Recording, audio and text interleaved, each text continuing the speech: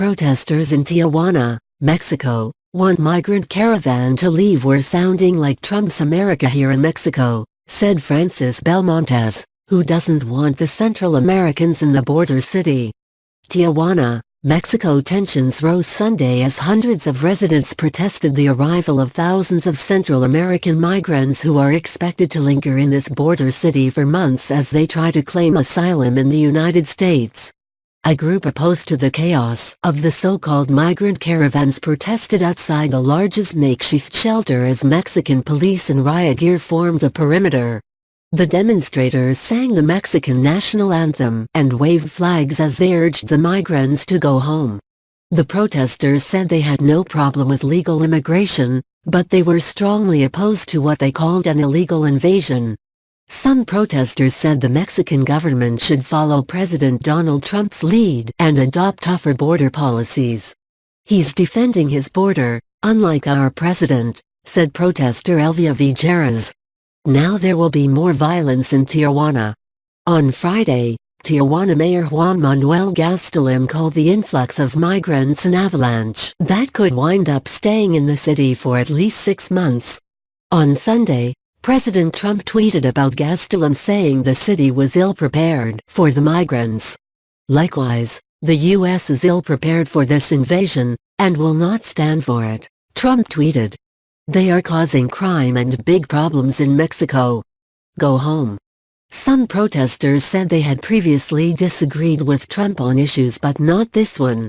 Roy Grant, who lives in Tijuana and works in San Diego, said he fears any mass demonstrations by the migrants could end up shutting down a San Isidro port of entry.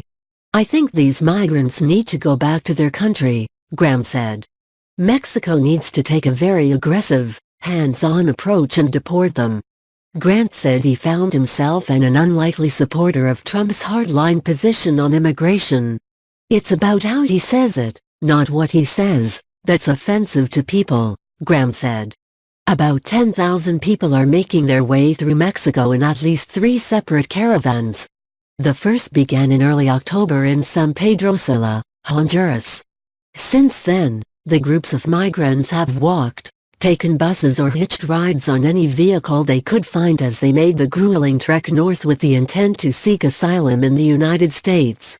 Many have said they are fleeing violence and poverty in their home country and that they travel together in the belief that there's safety in numbers as they make the treacherous journey.